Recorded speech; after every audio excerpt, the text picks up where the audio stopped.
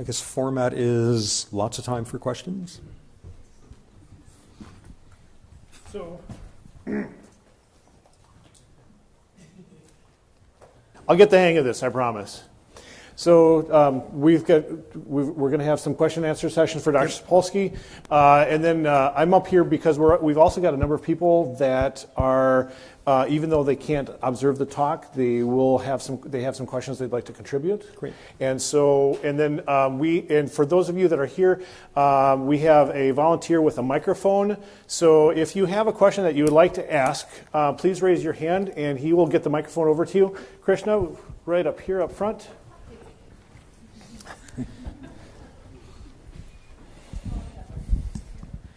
Dr. Sapolsky, such an honor to to make eye contact with you. It's super awesome. My name is Ruth Werner, and I'm a massage therapy educator.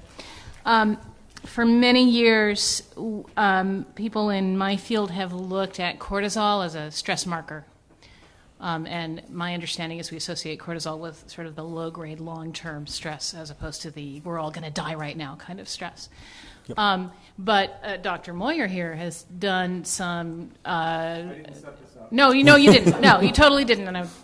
And challenging whether cortisol is actually changed with massage therapy.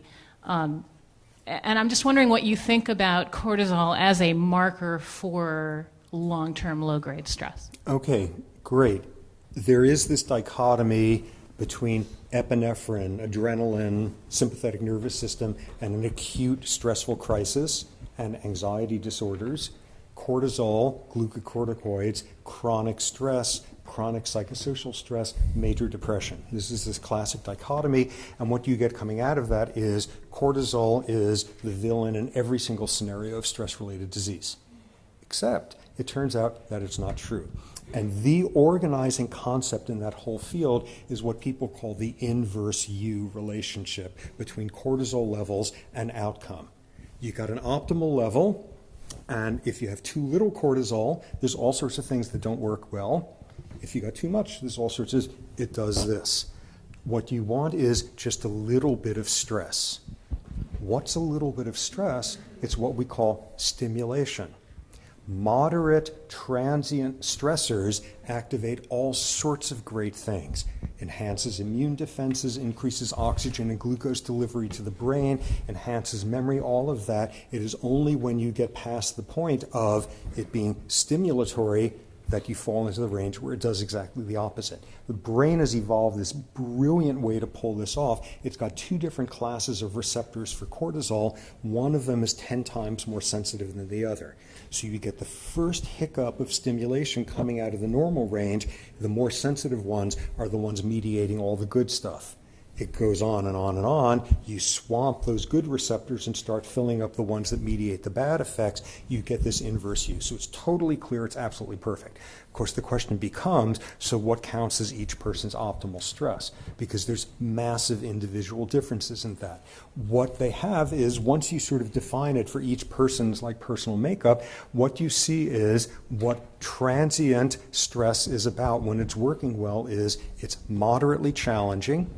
It doesn't go on for too long, and it's a setting that overall feels benevolent. Like when you get into a roller coaster, you don't get on thinking there's a chance you're going to be decapitated. There's a chance you're going to feel queasy. When you get on a roller coaster, it's for a 3-minute ride, not a 3-week-long ride. Moderate transient stressors feel great when they're in a circumstance of benevolence and safety. That's what play is. What play is daring the world to surprise you, being willing to give up control and predictability in order to be surprised, because when it's in a good setting, it's great. We love it. We pay good money to be stressed, to see a scary movie, to take a roller coaster ride. We need it in that optimal range. So cortisol has this very, very challenging, even to the extent that, like, the thing that cortisol most definitively does, what it does is suppress the immune system. Steroidal anti-inflammatories, 60 years worth of clinical use of that.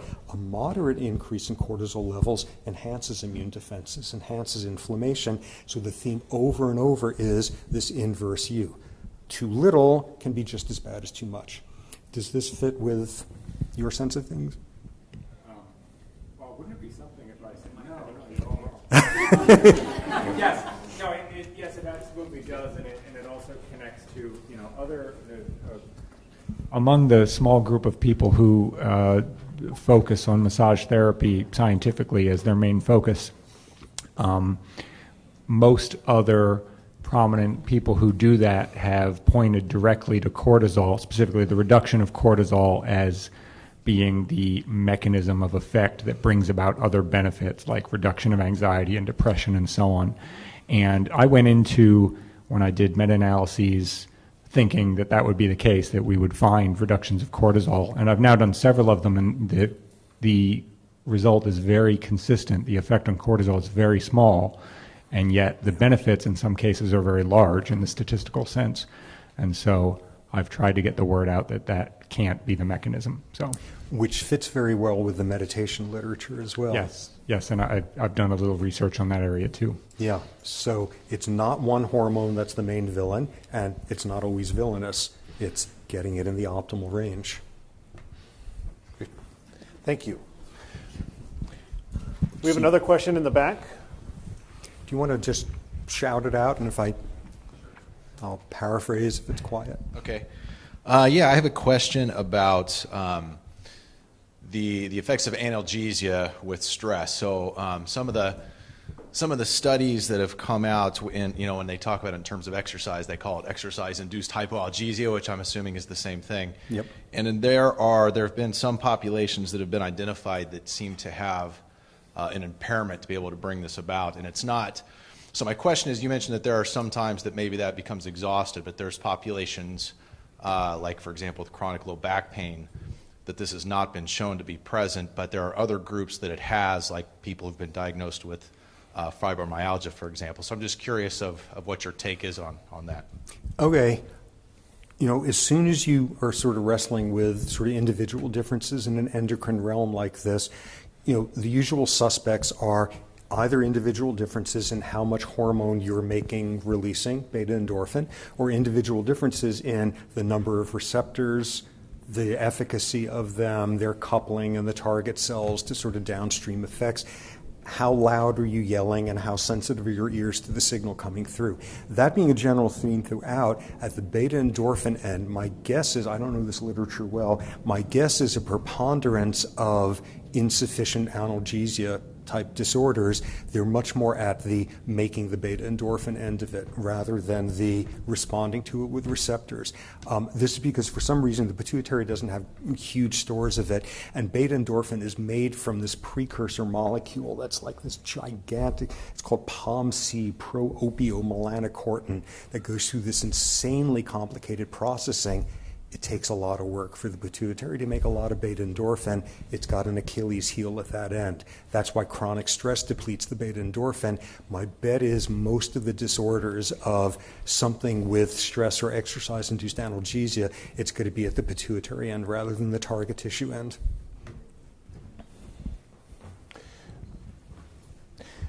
While we're waiting for the microphone to come over here, one quick question for you, sir. A number of people almost everybody in this room is involved in manual therapy, whether it's physical therapy, massage, etc. And some people have taken to referring to it as social grooming. And I understand you have quite a bit of expertise on social grooming. So I was wondering if you could address social grooming as an approach to therapy. Okay, well, let's see. Let's really, let me go back to my baboon roots. Social grooming is like primates the world over spend an inordinate amount of time doing social grooming of each other. It's morning, like you're not really up to walking around yet, you socially groom. It's the hottest part of the day and you've got a bush to sit under, you socially groom. Something scary happens, you stumble into a sleeping lion, everybody freaks out. When they come down from the trees an hour later, everybody socially grooms, there's a bad fight. Social grooming is sort of this term, sort of the gossip of non-human primates. It's this social glue thing. What's the advantages? Sort of boring versions of is it gets rid of ectoparasites and it also gives nutritional benefits to the one who grooms because they eat the ectoparasites. Disgusting. But in terms of sort of the more fundamental level, you look at social grooming, it decreases heart rate, it decreases cortisol levels, glucocorticoid levels. There's a relationship between that. One very interesting study looking at how much any given primate was grooming somebody else versus how much they were being groomed. How much they were grooming was the bigger predictor of the lower cortisol levels doing for rather than being done to. So, like, that one factoid should usher in world peace. So social grooming does all sorts of stuff like that. In the primate world, if you had to make a choice, this is like a truly depressing feature of like this primatological world we are part of. If you are truly distressed, if you're some male baboon and you are immensely distressed after some losing a fight, and you have a choice at that point, what you want to do is reduce your stress response now, reduce your cortisol levels, and you've got a choice. You can either go have a mutual grooming session with someone. You can do most of the grooming, they could do whatever, or you could find somebody smaller to beat up on. And really depressingly, the more effective outlet is displacement aggression. And that's the entire world of what primates do when they are stressed. 50% of baboon aggression is displacement aggression. Middle-ranking male loses a fight, bites a subordinate male who chases after a female who lunges at an infant. All in 15 seconds. What does this mean? You're sitting there minding your own business, bird watching, and somebody else is having a bad day, and you're the one who pays for it. Lack of control, lack of predictability, displacement aggression. Look at what happens when the economy gets bad and spousal abuse, domestic violence goes up. Look what happens. There's been studies showing after the home team sports team loses, in the hours afterward, there's a spike of domestic violence. Unfortunately, primates and rats, the one biting the rat in the cage and feeling better afterward, one of the most effective outlets socially is displacement aggression. And that accounts for such a percentage of the world's miseries. It's horrible. This question is off point to your lecture, but I have a psychologist I work with that begged me to ask this. She works with transsexuals, and in your Stanford lectures on the limbic system, I think you were talking about the size of the hippocampus, and possibly I can't remember if you quoted research that said that a missized hippocampus could be the cause of transsexuality. Okay, is that correct? With an order of approximation of hypothesis. It's along those lines. It's instead this totally bizarre, obscure little nucleus in the hypothalamus called INAH3, and I haven't a clue what that stands for anymore. It once did. This is really interesting, and this is some actual research. This is research done by an extremely good group of neuroanatomists in Holland, and this is a number of replicated studies by now. Okay, this part of the brain, this little nucleus in the hypothalamus, shows a fairly reliable gender difference. There's sex differences all over the brain. People have been studying that forever. And for the most part, the rule is, get 5,000 females of the species and 5,000 males and average out the measures of this, and you'll get statistical significance. There's huge overlaps in these sizes of brain areas where there's on the average a difference. This one nucleus has the most dramatic difference, where almost you can sex a brain by looking at the size of this area. You can't convert it into individual predictability yet, but it's within the range. It's one of the most dramatic differences. So that's the standard picture of sex difference in this part of the hypothalamus. What there's now been is a number of these studies looking at this area of the brain in transgender individuals. And what the studies show is consistently, whether it is before the transition has occurred, whether it is after, whether it is before any hormone treatments or surgery has happened. Another group in one of these studies were elderly individuals who never transitioned but said that they had always wished to. What you see in all these studies is the size of this part of the brain matches what that person says they have always felt themselves to be, not what their body is. That, in my mind, is the best piece of evidence there is that what being transgender is about is not thinking you're a different sex than you actually are. What it is having gotten stuck with a body of the wrong sex than who you actually are. Because the brain gender there seems to come through, consistent finding. And within the realm of measuring areas of the brain in humans, which is messy as hell, it's one of the more reliable findings out there. We have a question from coming in from the internet. Yes, it's a two-part question from two people. So Allison asks, with stress, does the increased immunity increase the susceptibility of developing autoimmune disorders? And then the follow-up would be from Brian Rutledge. Would reduction in stress be a clinically meaningful way to treat autoimmune disorders? Great. Unfortunately, that's like this fiendishly complicated issue in terms of stress and autoimmune disease. So stress enhances immune defenses during the onset of stress. Chronic stress suppresses immune defenses, and synthetic versions of cortisol, prednisone, dexamethasone, etc., can be used as a sledgehammer to flatten the immune system. So it enhances it some of the time and suppresses it others. And this is made even more complicated by the fact that when you have activation of the immune system, one of the chemical messengers of the immune system called interleukin-1 works in the brain to initiate the stress response. In other words, when your immune system is activated, it asks your brain to secrete a hormone that suppresses the immune system. How weird is that? Not in the slightest. What this is a regulatory loop. You've got the onset of some pathogenic challenge, your immune system kicks into action, and you want it to be optimal, but you don't want too much of a good thing. You don't want it barreling into the realm of autoimmunity, and the interpretation is that the delayed immunosuppression of glucocorticoids in those circumstances is just putting your foot on the brake there to let things coast back down to baseline. This makes a very clear prediction, and this was work by somebody, a god in the field, a man named Alan Monk at Dartmouth, who in the 80s made the prediction that all sorts of autoimmune diseases would turn out to have as their underlying problem, you don't put your foot on the brake to coast down the immune system, either not enough secretion of cortisol in those circumstances or insensitivity of immune targets to that putting your foot on the brake effect, and that turns out to be absolutely the case in a whole bunch of disorders. So how does this translate into the clinical world? And this is where it is so messy, because at the same time that major league amounts of stress suppress immunity, and that massive pharmacological doses of synthetic glucocorticoids can be helpful for autoimmune disorders, can be transformational. At the same time, there is a large literature showing periods of stress as a predisposing risk factor for flare-ups of autoimmune diseases. Oh my God, how do you put those pieces together? The same deal again. In this case, a little bit enhancing your immune system. Hey, who doesn't want their immune system enhanced unless you have an autoimmune vulnerability?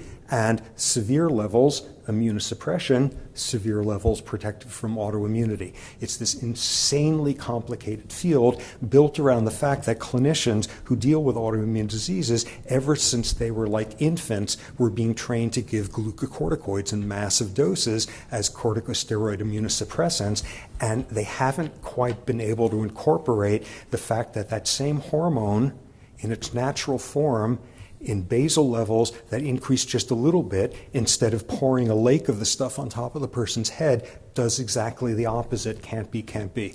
It's been clinically very frustrating seeing how slow that field has been to incorporate this sort of inverse U pattern to it. Let's see, there was a second question. Was there a second question? You got them both. I got them both. You got okay. them both. Okay. So we have another question down here. Yeah. Hi, my name is Mai Hong, and my first exposure to your book when I picked it up was in 2007. I remember thinking to myself, before I even read it, I said, if I was ever in the same room with you, that I would ask you why you chose the specific title and why a zebra. And the second question that I have is, now that I'm in more of a hospital-based setting, partaking on the question of social grooming, you had mentioned that the groomer was in a better position than the groomee. Well, could you talk a little bit about perhaps what the stress response might be like and the benefits of a caretaker versus the person who is ill. Thank you. Okay, taking the second question first, that's in this whole realm of pro-social behavior being something that is reinforcing. It feels good, sufficiently so that philosophers for the last 10,000 years have argued, are there ever such things as pure altruistic acts, or are they always for some version of the self-esteem, reputation, whatever that comes from doing that? What you see in that domain is, of course, it depends on how much. A moderate amount of caretaking is wonderful, and as everyone knows, being, say, the 80-year-old primary caretaker for your 83-year-old demented spouse is a death sentence. And studies have been done showing, for example, mothers of children with severe chronic diseases, the more years they've been the main caretaker, the more accelerated aging there is of their chromosomes and their immune system. This was this landmark observation from UCSF in the 90s. You want to get it right in the optimal range. So you want to be a caretaker, but you don't want it to be taking over your life. This is very relevant to something interesting in terms of gerontology and successful aging. What you find is among aging men, having a few close friends is a predictor of successful aging and longer life expectancy. Among women, it's not. How come? Because women are more picky than men. It's not only have to be friendships, but they have to be good friendships that are reciprocal and symmetrical. I mean, a guy watches football with somebody once a month, and that gives him 10 years of life expectancy there. With women, what the symmetry is about, what is an asymmetric social relationship for an elderly woman? She's being the caretaker of a friend, either de facto or de jure. That's how it comes out. In terms of the title of the book, so I've spent about 30 summers in the Serengeti studying my baboons, and this is the time of year where there's this massive migration of 2 million wildebeest and about 1 million zebra coming through, and wildebeest are the most boring, inane, chaotic organisms on Earth, and they have no interactions with each other. And looking at, if you could look at a herd of wildebeest above, they would look like you've just scattered sand all over the place. Look at the zebra, and what you see is it's like looking at families on a beach. They're always making physical contact with a family member, and they're nuzzling and all of that. So, I like zebras. Nonetheless, amid that, they're not the sharpest animals out there cognitively, and sort of the premise of the whole book being, if you're a normal mammal, stress is a short-term crisis, all of that. They're not smart enough to get psychologically stressed. You see some lion come out and run after a zebra, and the zebra runs like mad and gets away and pants, and the lion skulks off, and it's fairly obvious that within about 10 seconds, the zebra has absolutely no memory of what just happened. Oh, look, some more grass to eat, and just goes back to that. They seem like the poster children for stressors are very, very quickly forgotten because they're not very cognitively sophisticated, but they look very sweet with each other. Well, that's the secret right there. To get rid of our stress is to just cut out the memory. Yes, yes. When it comes to mental health, truth and beauty don't always go hand in hand. Occasionally, a good dose of denial does wonders. Reality can only be finessed so far with psychological means. We have one last question right up here up front.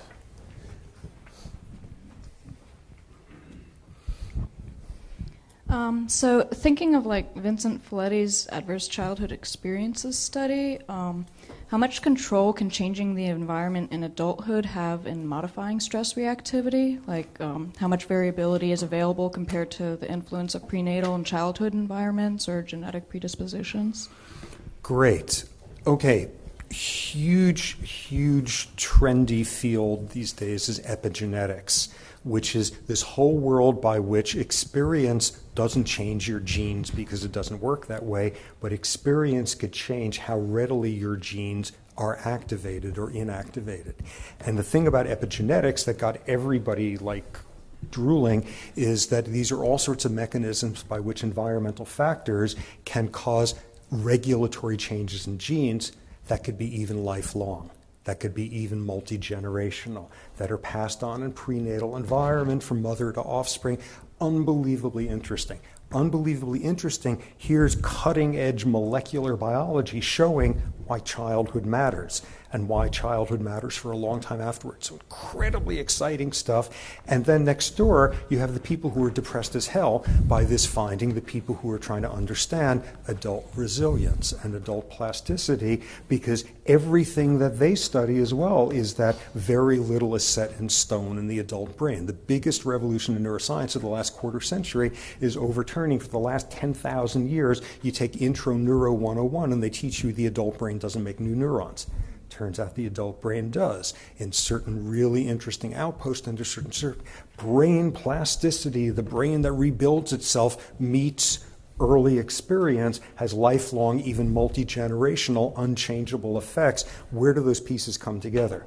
And what you see is, like, the nearest thing I can get to sort of a soundbite with it is early effects in life, and to a huge extent, environment does not begin at birth. So a big chunk of it is prenatal. Early effects in life can be long, long lasting, can be multi-generational, and that is never more the case than when it's early childhood adversity. There's very little of what's caused by that, though, that is not reversible by some sort of adult intervention, but the longer you wait, the more of an uphill battle it's going to be. And I think most broadly, that's how those two pieces fit together. Thanks. All right. Dr. Sapolsky, thank you so much. You can all put your forelimbs together now to express your...